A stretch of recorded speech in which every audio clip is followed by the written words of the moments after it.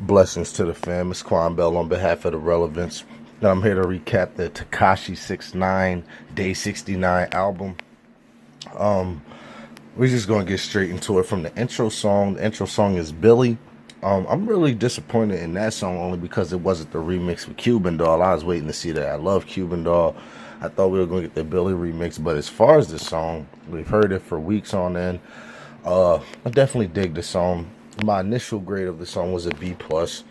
That was it. I was hoping the remix might have been an A plus when I seen Cuban Doll and the snippets for the remix, but still haven't even heard that version yet. But for the second song, we go to Gummo. Definitely party anthem, club banger. Probably what's got him this lit. Production of course hot.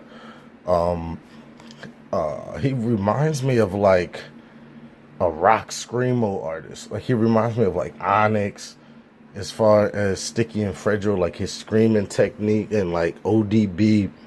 I know I'm not trying to compare him to them, but just some of his style, especially on this Gummo song, just reminds me of that New York, New Jersey essence of the area as far as the shout to get your point across over the hard beat.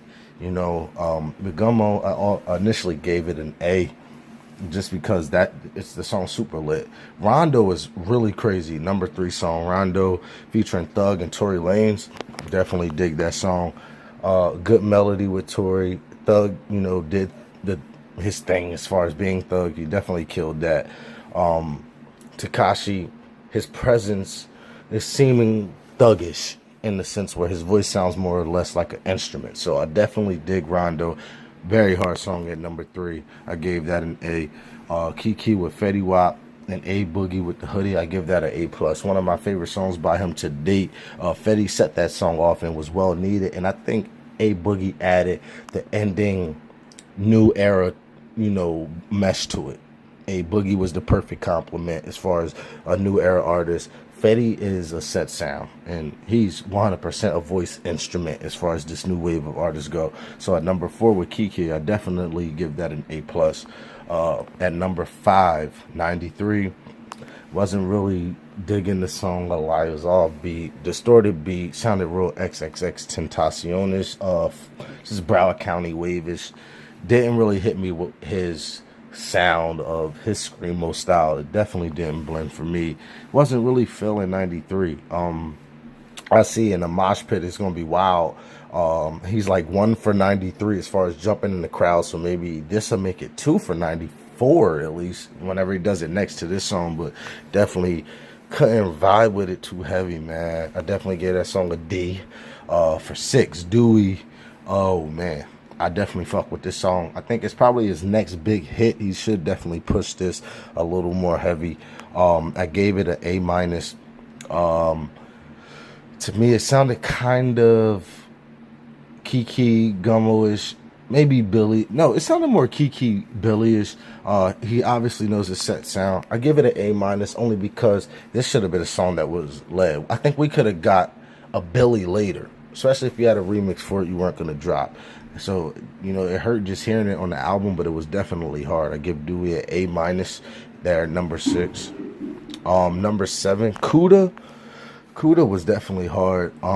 Again, he's setting a sound, and that's what I think people do have to give some credit, is that he does have his own sound as far as music goes. No one else is doing screamo hip-hop or screamo mumble rap or screamo rap, however y'all want to genre size him, if that's a word, genre size. He definitely still did his thing. Kuda's hard. Bubba was a little disappointed. You know, I thought it was going to be, I'm sorry, Booba. I thought it was going to be a little more hard than that. It's just an average song. I gave it a C. I gave Kuda a C minus too. Just 2 songs I thought really weren't, you know, up to par as far as the core of the album. Mookie's hard. Definitely at number 9. He did his thing. I gave that a B. It seemed like he was trying to gain momentum back up. Definitely great production. I see Pierre Bourne was on a lot of the production. It was cool. At number 9 with Mookie, like I said, it was an average good song. I get that. Average good song. And mind you guys, the whole album really is only 2-minute songs or less. The last song is the only song that even eclipses 3 minutes. even with features. So, you know, it was a quick album. So the momentum, you know, you were hoping to stay up. But number 10 is the Gummo remix with Offset. And Offset complimented, but it didn't do much for it. I give the remix a B minus. You know, after hearing it at number 2, you know, just 4.5 seconds later, with how fast the album is for the remix to come up, it just wasn't enough to make the album, you know, in a place of, you know, maybe something we're going to get here in the future or whatever. But I gave the Gummo remix a B minus. It just wasn't what I thought it was going to be. And the last song at number 11 is Chocolate. Gave that a C plus. Just really average song in the wave of what Tekashi is. Just wasn't anything super special. I gave Chocolate an 11. A nice C, but it's, you know, it just, the album was okay. I only recommend it to people that know that they can turn up to it. It's not an album for you to start judging him on the basis of J. Cole's and Kendrick's and Chance's and Drake's and Big Sean's and Wale's or whatever. You know, this is, you know, a new age, new wave rapper. You know, he's doing it for the click style, you know, as far as everything going on with them, some gang and they whole management. They're here for the streaming. You know, they're not here for the longevity of album presence. You know, his presence is a present. Shout out Kanye as far as that quote. You know, that's how these new artists are going. So I'm not going to judge this album on the basis that I would a J. Cole or anyone that's more inclined to be hip hop. You know, these guys are pop rappers, you know, with really melodic source and a lot of melodic influence. So, you know, overall, I gave the album just a B. You know, it lost momentum quick after Dewey, and 93 was already the beginning of the end. But when you get the Kuda, Booba, and Mookie, it's just like, man, we was hoping like it was 2-3 more. What I mean, as far as Billy, Gummo, Rondo, Kiki, Kuda, the Gummo remix, we had all those songs out. So to only have these certain select 4 to 5 songs to choose from that were brand new didn't even really do much for us. You know, that's my whole thing. I've heard half of this. I previewed half of this, got leaked of full songs to half of this. So I was just expecting more. No bonus tracks, no nothing, no album promotion, just LA Crip fights.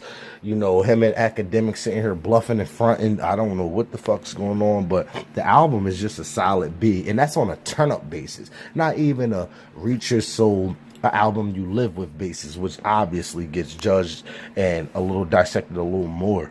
But this is just a solid B. I give Tekashi good work. I hope he does his numbers. You know, he seems to still be independent where he can get his money, but he obviously has hit potential.